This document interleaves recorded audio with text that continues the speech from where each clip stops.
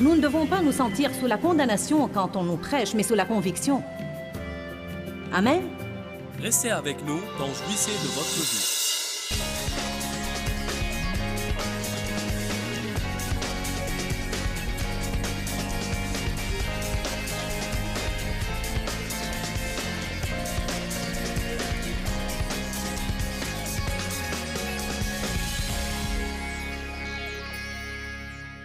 Ce soir, je vais vous parler de 7 signes de ceux qui cherchent à plaire aux hommes. Qui a jamais fait l'expérience d'être sous l'esclavage de vouloir plaire aux hommes? Amen. La première écriture que nous allons lire, c'est Actes 5, 29. Je vais tellement répéter cette écriture ce soir dans l'espoir que vous ne l'oublierez jamais. Je suis allée une fois à une église où un pasteur prêchait cette écriture pendant, je ne sais pas, à peu près 3 mois. Toutes les semaines, on entendait la même chose. Il faut obéir à Dieu plutôt qu'aux hommes. C'est ce que dit Actes 5, 29. Puis Pierre et les apôtres répondirent, « Il faut obéir à Dieu plutôt qu'aux hommes. » Ils étaient menacés et on leur interdisait d'enseigner le nom de Jésus, et le cas échéant, un malheur allait leur arriver. Ils ont répondu, « Il faut obéir à Dieu plutôt qu'aux hommes. Il faut obéir à Dieu plutôt qu'aux hommes. Il faut obéir à Dieu plutôt qu'aux hommes. » Maintenant, ce serait bien si Dieu ne voit pas de problème dans ce que les gens nous demandent de faire. Mais nous devons être prêts à prendre une décision. Si ce que les gens nous demandent de faire va en réalité nous empêcher d'obéir au guidage du Saint-Esprit, et si ce que les gens nous demandent de faire va nous empêcher d'être fidèles à nos cœurs et de faire ce que nous trouvons juste, ou s'il va nous pousser à pécher contre notre conscience. Amen. Une personne n'est pas libre si elle a tout le temps affaire à une conscience coupable. Nous ne devons pas faire des choses qui ne nous inspirent pas la paix. Colossiens 3 dit que la paix doit être l'arbitre dans notre vie. En d'autres termes, qu'elle décidera ce qui est acceptable et ce qui ne l'est pas. Nous ne sommes pas obligés de donner des excuses aux gens. Nous devons simplement dire « Je n'ai pas de paix à ce propos. » Parfois, vous ne savez même pas pourquoi vous n'avez pas de paix. Je respecte quelqu'un qui vient à moi et me dit « Tu sais quoi? J'aurais aimé faire ça. » S'il n'en tenait qu'à moi, j'aurais aimé le faire. Je suis presque exaspérée que Dieu ne me laisse pas le faire. J'ignore la cause. Mais tout ce que je peux te dire, c'est que je n'ai pas de paix. Je ne contesterai pas ça. N'essayez pas de persuader les autres de faire des choses qui ne leur inspirent pas de paix. Amen? Je vais le dire à nouveau. Voyons la chose de 2 façons. Ne laissez personne vous persuader de faire une chose qui ne vous inspire pas de paix. Et n'essayez pas de persuader quelqu'un de faire une chose qui ne lui inspire pas de paix. Soyons capables de suivre la paix. Il faut obéir à Dieu plutôt qu'aux hommes. Sinon, nous allons chercher la faveur des hommes et vous ne pouvez pas plaire aux hommes et à Dieu en même temps. Allez à 1 Thessaloniciens, chapitre 2, verset 4. Mais comme Dieu nous a mis à l'épreuve et nous a jugés dignes de nous confier les bonnes nouvelles de l'Évangile, ainsi nous parlons non pour plaire aux hommes, mais pour plaire à Dieu, qui sonde nos cœurs et qui éprouve nos cœurs. Que disent les apôtres là? Ils disent à maintes reprises, « Vous devez plaire à Dieu et non aux hommes. » Il dit, « Écoutez, je ne vais pas prêcher pour chatouiller vos oreilles et vous dire des choses que vous aimez entendre. Je ne vais pas vous prêcher d'une façon où vous ne trouvez pas à redire de moi et où je ne vous exaspère pas. Je vais prêcher pour plaire à Dieu et non pour plaire aux hommes. » Il y a des moments où je prêche des choses et les gens se lèvent et s'en vont. Eh bien, je n'aime pas ça. Ça n'arrive pas fréquemment, mais je n'aime pas ça. Même la veille, quand j'ai d'abord commencé à prêcher sur comment vivre pour plaire à Dieu, et que nous devons être des employés honnêtes et ne pas voler le temps du travail parce que Dieu nous regarde tout le temps, une dame s'est levée et s'en est allée. Ça se voit lorsque les gens sortent parce qu'ils n'aiment pas ce qui arrive et lorsqu'ils sortent pour une bonne raison. Et je ne l'ai pas fait exprès, mais au moment où elle montait les escaliers, non, mais je ne la visais même pas, mais j'ai dit, il y a probablement certains de vous ici ce soir qui pensent, je me suis trompée de réunion. Et elle a fait, eh bien, qu'est-ce que ça peut me faire à votre avis? Je n'aime pas que les gens fassent ça, mais vous savez quoi? J'ai continué à prêcher ce que je prêchais. Je ne changerai pas mon message pour plaire à quelqu'un qui ne veut pas l'écouter. Car vous savez, ceux qui ne veulent pas écouter la vérité et ceux qui ne veulent jamais écouter une chose qui les dérange, puis-je vous dire une chose? Si vous allez à une église où l'on ne dit jamais quelque chose qui vous dérange un petit peu, c'est que peut-être vous ne progressez pas et vous n'apprenez rien. Peut-être que tout ce que vous y gagnez, c'est d'être complimenté tout le temps. La parole doit nous pousser vers un nouveau niveau. Nous ne devons pas nous sentir sous la condamnation quand on nous prêche, mais sous la conviction. Amen? Ça ne me dérange pas que les gens se sentent dérangés. Nous n'avons qu'à dire aux placeurs de fermer les portes et ne laisser personne sortir. C'est contraire à la loi de faire ça, mais comme j'aimerais pouvoir le faire parfois. Si seulement je pouvais ouvrir les gens et leur fourrer tout ce que je sais et les refermer à nouveau et les envoyer chez eux. Mais ce n'est pas aussi facile que ça. Je dois attendre qu'ils soient ouverts à écouter. Allez maintenant.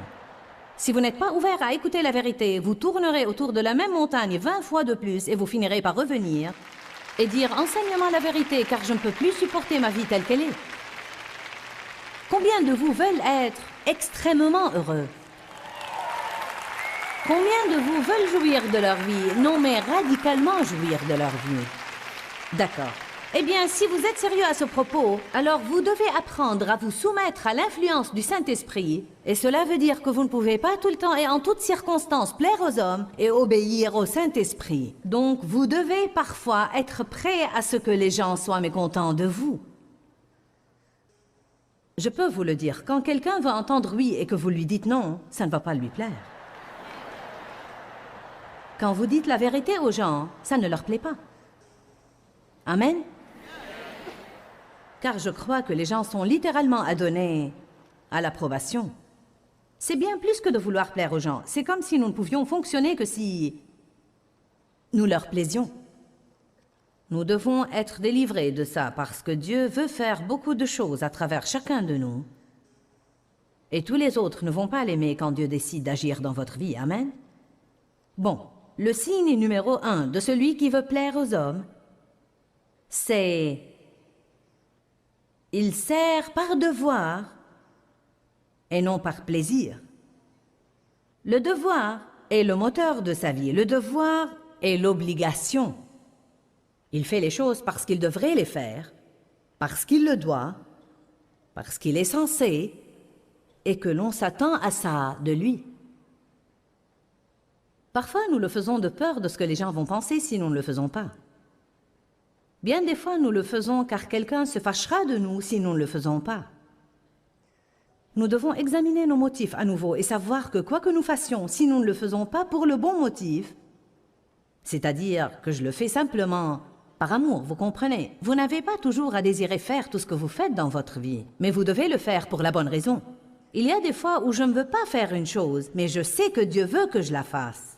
Je sais que c'est la bonne chose à faire, mais ça diffère de faire des choses que je déteste et que je méprise simplement par crainte de ce que les autres vont penser de moi si je ne les fais pas. Ça diffère aussi tout à fait du fait d'obéir au Saint-Esprit.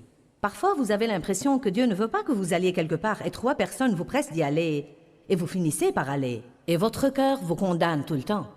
Vous ne faites mal qu'à vous-même en agissant ainsi. Apprenons à servir Dieu par plaisir et non pas par devoir. J'en suis au point où je crois que la plupart des choses que Dieu veut que je fasse, il mettra en moi un semblant de désir de le faire. S'il veut que je jouisse de ma vie, il ne va pas me contraindre tout le temps à faire des choses que je déteste et méprise absolument et que je n'ai aucune envie de faire. Maintenant, à nouveau, l'équilibre, c'est que nous devons vivre avec l'esprit de sacrifice et nous devons parfois faire des choses justes car nous savons qu'il le faut. Mais il y a un équilibre. Si je fais une chose pour le Seigneur parce que je sens que c'est bien, à ce moment-là, Dieu est content et j'ai la joie. Mais si je le fais avec ressentiment, me sentant contrainte et exploitée, allez maintenant, y a-t-il quelqu'un là qui a jamais fait une chose en étant tout le temps mécontent en la faisant? Amen. Si je le fais avec mécontentement, me sentant exploitée et contrainte, m'attendant à être applaudie, à ce moment-là, je n'ai ni joie ni récompense. Nous avons des devoirs bibliques. Nous sommes appelés à faire des sacrifices à certains moments. Mais il ne faut jamais perdre l'équilibre. Êtes-vous régi par une réglementation, même en ce qui concerne des choses comme les vacances? Vous fâchez-vous si tous vos enfants ne viennent pas chez vous à Noël? Vous fâchez-vous si tous vos enfants ne viennent pas chez vous à Pâques? Déclenchez-vous une grande guerre si vous devez aller chez votre belle-mère alors que vous voulez qu'elle vienne chez vous? Libérez les gens des contraintes en arrêtant toutes ces stupidités. Amen? Oui, les vacances sont toutes particulières, mais à certains égards, elles sont comme les autres jours. Vous savez, j'ai 4 enfants. Et je ne sens pas que je dois piquer une crise s'ils ne peuvent pas être partout où je veux qu'ils soient tout le temps. Nous venons de dire que nous sommes aux portes de Pâques. Et bien sûr, le temps que vous voyez ça à la télévision, nous n'allons plus être aux alentours de Pâques. Mais en ce moment, nous le sommes. Et nous n'en avons même pas discuté en famille jusqu'à présent. Et j'ai dit à une de mes filles, « Alors qu'allons-nous faire à Pâques ?» Et elle a dit, « Je ne sais pas, que veux-tu faire ?» Et j'ai dit, « Je ne sais pas, que veux-tu faire ?» Elle a dit, « Eh bien, je cuisinerai si vous voulez venir. » Et mon autre fille a dit, « Oh, je ne sais pas si je veux venir. Peut-être que je resterai à la maison. » Puis l'autre a dit, « Tu veux rester seule à la maison à Pâques ?» J'ai dit, « On ne sait pas où l'un va être et où l'autre va être. » J'ai dit, « Nous attendrons que ça approche pour décider. Vraiment, c'est comme, quel que soit ce que chacun veut faire, ça va. » En fait, nous sommes tellement habitués à mettre une pression sur les gens qu'ils... Dites-moi, combien de vous finissent par aller, je veux que vous soyez honnête, combien de vous, surtout à Noël, finissent par courir ça et là, de maison en maison en maison, et vous finissez même par ne pas jouir de toute la saison des vacances, car tout ce que vous faites, c'est satisfaire des besoins et des attentes. Combien de vous s'endettent pour aller dépenser un tas d'argent sur des personnes qu'ils n'aiment même pas?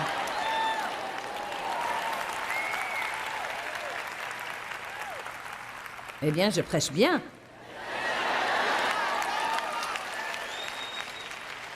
Vous dites, je pensais que j'allais entendre un sermon de la Bible. Vous entendez un sermon de la Bible? Pensez-vous que Dieu approuve le fait que vous vous endettiez et que vous remboursiez des cartes de crédit toute l'année pour acheter des cadeaux à des gens que vous n'aimez même pas?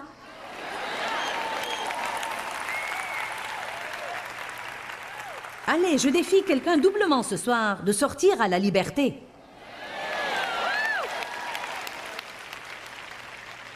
Vous devez être une bénédiction aux autres et ne pas les blesser, mais vous ne devez certainement pas vous endetter et passer toute l'année à essayer de rembourser. Quel mal y a-t-il à dire aux gens, vous savez quoi, j'essaye de m'acquitter de mes dettes. Et cette année, nous n'allons pas offrir des cadeaux de Noël. J'espère que vous allez tous comprendre. S'ils se fâchent, c'est leur problème, pas le vôtre. Quel mal y a-t-il à dire la vérité aux gens? Y a-t-il un mal à dire la vérité? Non. Essayez, vous serez étonnés de ce qui va arriver. En fait, vous allez découvrir quand nous arriverons au point numéro 7. Si nous n'y arrivons pas, vous n'allez pas savoir, donc je vais vous le dévoiler. Mais quand nous arriverons au point 7, vous allez découvrir qu'un signe de ceux qui cherchent à plaire aux hommes, c'est qu'ils mentent.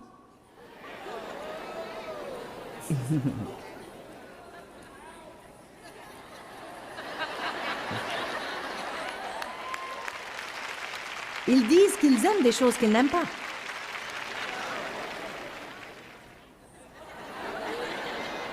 Ils vont dans des endroits et disent qu'ils s'en réjouissent, alors que c'est le dernier endroit où ils voudraient aller. Mais c'est le point numéro 7. Nous ne voulons pas trop nous dépasser. Romains 7, verset 6. Je pense vraiment que les gens aspirent à la liberté. Mais pas la liberté de faire tout ce que vous voulez faire tout le temps. Nous sommes appelés à être altruistes et nous devons faire des choses pour les autres. Mais faisons-les pour un bon motif et avec une bonne attitude. Si je vais faire quelque chose pour vous de bon cœur, je ne dois pas le faire en murmurant dans votre dos. Dieu soit loué. Oh, les saints ont l'air nerveux ce soir.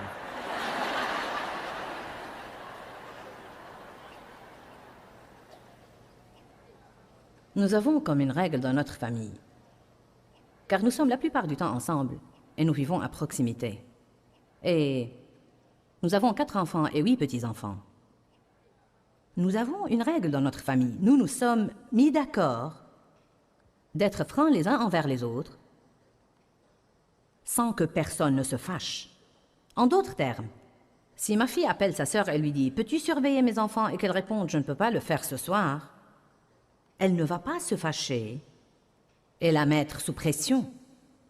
Il y a tant de contraintes que des personnes exercent sur d'autres personnes, surtout dans les familles. Ils font sentir aux autres qu'ils devraient et qu'ils sont obligés et qu'ils le leur doivent.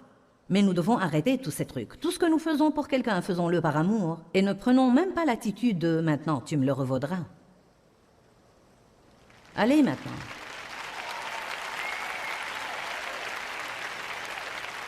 Lundi, je dois aller à certains endroits et j'ai demandé à Laura si elle voulait m'accompagner. Et puis nous irons manger quelque part. Puis j'ai dit à mon autre fille qui a les jumeaux, tu peux nous accompagner. Nous aimerions t'avoir si tu peux venir, mais tu n'y es pas obligé. Fais tout ce qui t'arrange. Tu es libre. Nous essayons exprès de supprimer les contraintes dans la famille au lieu de faire pression les uns sur les autres. Amen. Romains chapitre 7 nous apprend à être menés par le Saint-Esprit. Et le verset 6 dans la Bible amplifiée dit « Mais maintenant nous avons été affranchis de la loi ». Évidemment, il parle de la loi de l'Ancien Testament, mais nous pouvons imposer des lois aux autres et nous pouvons aussi nous imposer des lois dans notre vie. Vous pouvez même faire d'une chose comme nettoyer votre maison une loi. Vous devez nettoyer votre maison, mais vous devez aussi être mené par le Saint-Esprit. Ce que je veux dire par là, c'est que quand j'étais jeune ménagère et que j'étais sous tellement d'esclavage à l'époque, je veux dire, je nettoyais toute la maison de fond en comble tous les jours. C'était comme une loi. Les enfants rentraient de l'école et ils ciraient le plancher et ils époussetaient les meubles. Ils vous le diront tous les soirs, n'est-ce pas? Tu te servais du polissoir? C'est toi qui avais le polissoir? Je veux dire que tous les soirs, ma fille devait polir toutes les rayures du plancher en bois dur. Et moi, tous les jours, sans exception, j'époussetais tous les meubles. Si une de mes amies m'appelait pour m'inviter à aller quelque part, « Hey, veux-tu aller à une brocante à domicile ou veux-tu prendre une tasse de café ou autre chose ?» Il y avait bien des fois où dans mon cœur, « Oh oui, je veux faire ça. » Et en fait, je savais que j'en avais vraiment besoin. J'avais besoin de variété, j'avais besoin de camaraderie, besoin de m'amuser. Et pourtant, je devais appliquer la loi. Et nettoyer ma maison. Certains ont probablement besoin d'établir quelques lois pour nettoyer leur maison.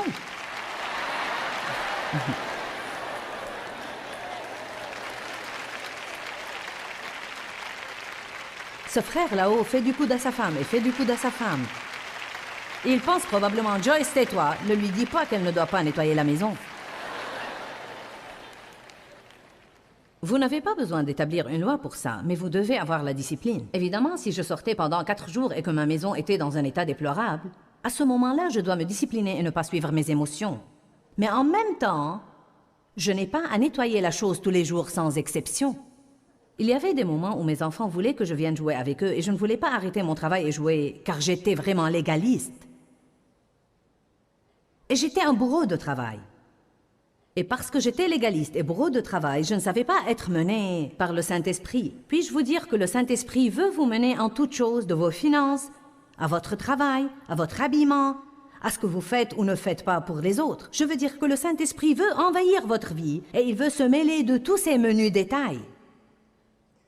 Il ne veut pas simplement s'occuper du côté spirituel de votre vie et traiter avec vous pour 2 heures le dimanche matin, mais il veut intervenir dans votre lundi, mardi, mercredi, jeudi, vendredi, samedi et dimanche. Pour moi, le côté passionnant d'être chrétien, c'est d'être mené par le Saint-Esprit en toutes choses. Si je possède une chose et que Dieu me pousse à la donner, je la donne. Si je vais au restaurant et que Dieu me pousse à payer le dîner de quelqu'un que je ne connais même pas, je le fais. Si Dieu me pousse à... Parfois, quand je commence à travailler sur un livre, je travaille si dur et si longtemps sur mon ordinateur que tout, d'ici jusque-là, n'est que douleur et souffrance. Et pourtant, je vais le finir. Et croyez-moi, parfois, j'ai même vraiment besoin d'aller aux toilettes. Et je ne me lève même pas pour y aller, car... Eh bien, vous savez quoi? C'est parfois un sacrifice pour moi que d'obéir au Saint-Esprit, rien que pour me lever. Mon chiropracteur me dit, lève-toi au moins 1 fois par heure et étire tes muscles et fais un peu de ceci et un peu de cela, car c'est dur pour ton dos, Joyce, si tu restes assise là pendant des heures dans cette position à faire ça. Voyez, il y a même des petites choses auxquelles vous ne pensez peut-être pas et qui, si vous ne suivez pas les conseils du Saint-Esprit, peuvent vous rendre malade et vous faire du mal.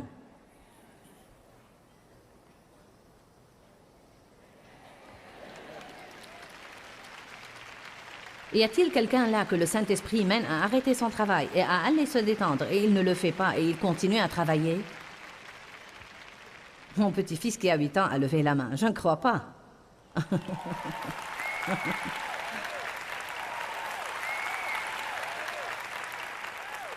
De notre côté, Connaissez-vous ces moments où vous êtes sur le canapé et sur le canapé et sur le canapé, et le Saint-Esprit continue à dire « Lève-toi et fais ton travail, lève-toi et fais ton travail ».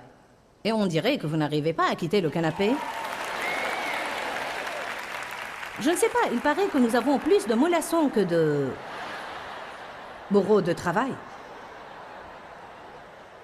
Romains 7,6 dit « Mais maintenant nous avons été affranchis de la loi et nous avons terminé toute relation avec elle, étant morts à ce qui nous tenait captifs. » Donc maintenant, nous ne servons plus en obéissant au régime de règles écrites, mais en obéissant aux incitations du Saint-Esprit en nouveauté de vie.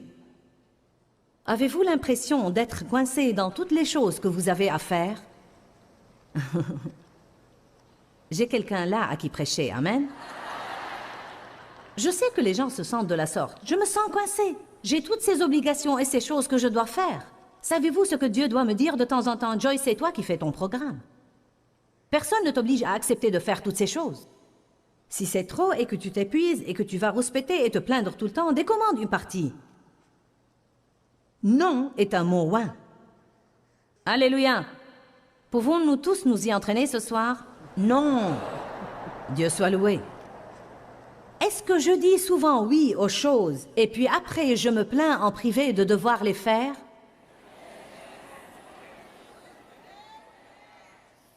Oh, j'ai été mauvaise en ça.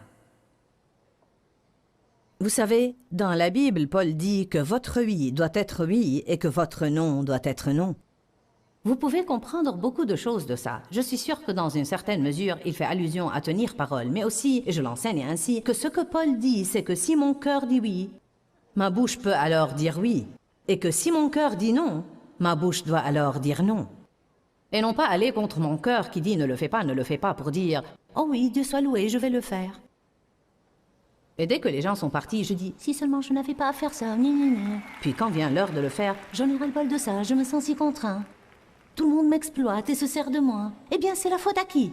Allez, je vous pose une question ce soir. C'est la faute à qui si vous sentez comme ça? Ce n'est pas la faute aux autres. C'est que vous n'êtes pas disposé à leur déplaire en leur disant simplement non.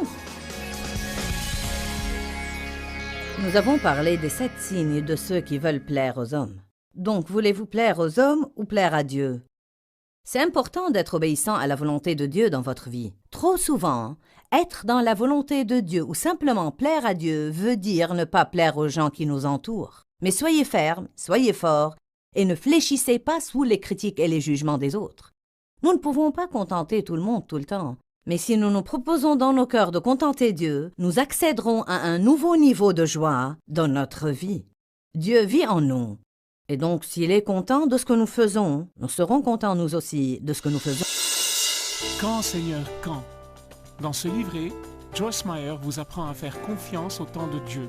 Pour obtenir ce livret gratuitement, écrivez-nous à Joyce Meyer, boîte postale 40095-6300 Larnaca, Chypre.